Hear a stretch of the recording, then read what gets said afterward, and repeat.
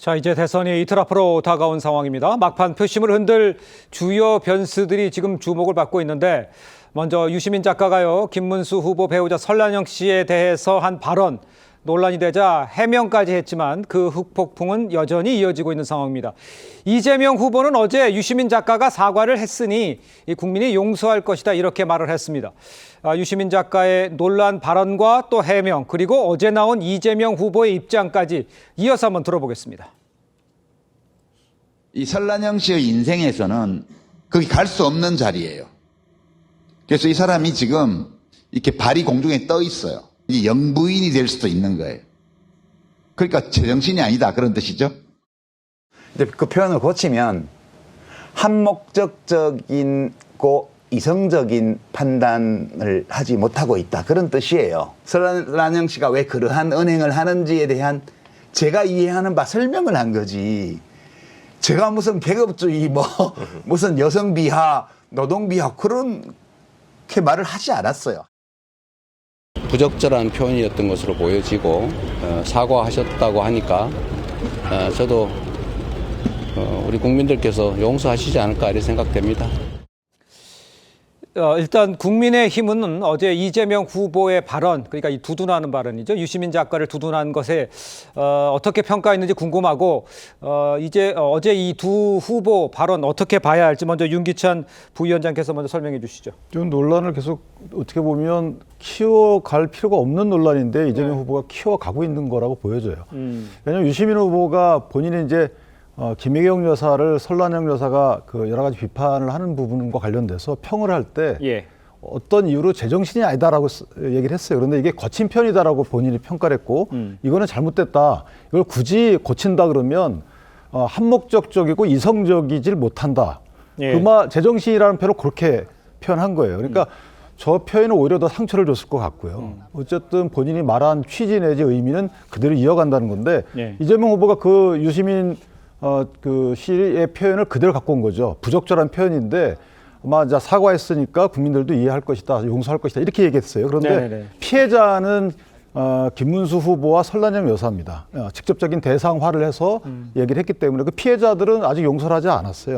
그리고 해당 그 발언이 주는 뭐 여성 비하, 여성들도 용서했다는 어디에 징조가 없고요. 그러니까 계급 선민의식 이런 거에 대한 국민적 판단도 없는 것이고 노동계 입장에서도 그 안에 있는 여러 가지 불평등한 판단을 받았던 분들도 아직 용서했다는 부분이 없어요. 그런데 어떻게 무슨 그 권리로 이재명 후보가 용서할 것이다라고 얘기를 하나. 이재명 후보는 어떻게 보면 제3자적 관련성이 있는 분이기 때문에 저게 대해서는 언급을 더 하지 않고 이거 국민적 평가가 따를 것이다라는 정도만 하셨으면 될 것인데 본인이 용서를 했을 것이다라고 추정하는 그렇게 발언을 이어가는 것은 어떻게 보면 2차 가해일 수도 있어요. 알겠습니다. 그러니까 해명도 적절하지 않았고 또 이재명 대표가 용서할 것이라는 것도 사실 당사자한테는 안 했다 이렇게 주장을 하시는 것 같아요. 우리 좀 부대변인께서는.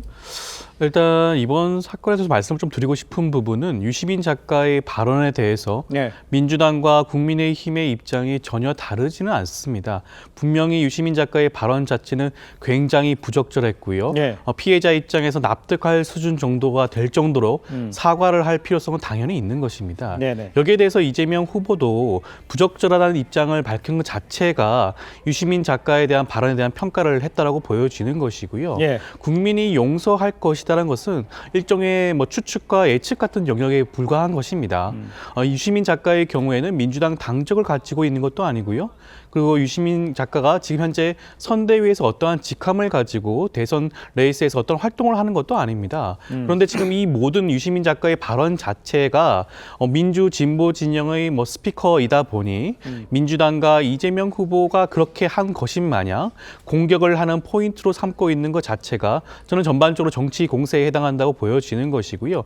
여기에 대해서 유시민 작가는 반복적으로 사과할 필요성이 있다는 말씀을 다시 한번 드리고 싶습니다. 알겠습니다. 이에 대해서 이 권성동 원내대표는요. 내로남불이라는 비판도 했습니다. 사과했으니 용서받는다면 이준석 후보는 이 TV토론에서 이재명 후보 아들 관련 부적절한 발언을 한 것에 대해서 사과를 했는데 왜 법적 책임을 묻냐 이거 같아요. 개혁신당 생각은 어떤지 우리 그 임승호 대변인 말씀해 주시죠. 결국에는 민주당과 어떤 진보 진영의 이중적 태도를 볼 수 있다. 사실 이준석 후보가 그 토론에서 그 발언을 거의 뭐 다소 순화했다라고 하지만 내보낸 것 자체에 대해서는 지속적으로 사과를 하고 있음에도 불구하고 민주당은 계속해서 진정한 사과가 아니다, 사과 같지 않은 사과다, 뭐 이런 식으로 말씀을 하고 계시거든요. 근데 이제 유시민 작가의 명백한 어떤 여성 비하 발언이 나오니까 굉장히 너그러워지기 시작합니다. 방금 이제 뭐 민주당의 당원이 아니다 이런 식으로 말씀을 하시는데요. 참 민주당은 편하게 정치한다라는 생각이 들어요. 민주당은 필요할 때는 유시민 작가 같은 분들이 운영하는 뭐 채널 같은 데 출연해가지고 열심히 발언도 하시고, 공격할 때는 유시민 작가를 굉장히 큰 스피커로 활용하셔놓고 이렇게 뭔가 방어적인 위치에 놓이자 굉장히 일종의 꼬리 자르기를 하는 모습을 보이거든요. 이런 모습을 보면서 유권자들이 분명히 민주당과 이재명 후보의 어떤 이중적 태도를 목도하셨다라고 평가할 것 같고, 유시민 작가가 해명을 하면서 내재적 접근법이라는 단어를 쓰더라고요.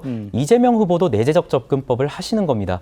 국민들의 마음에 대해서 내재적 접근법을 하셔가지고 국민들이 용서하지 않았는데 이재명 후보가 용서할 것이라는 판단을 하고 있거든요. 정말 부끄러운 상황이라고 생각하고, 또 유시민 작가가 그 해명 발언을 한 것이 노무현재단의 유튜브입니다. 저는 그것을 보면서 참 비극이라고 생각을 했어요.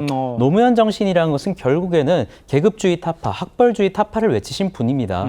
그런 분의 어떤 정신을 기리겠다는 유튜브에 출연해가지고 사과를 빙자해서 또다시 2차 가해, 내재적 접근법이라는 단어를 사용하면서 2차 가해를 하는 모습을 보면서 노무현 정신을 우롱하는 사람들이 과연 누구인지 이 유권자들이 분명히 판단하실 것이라고 생각합니다.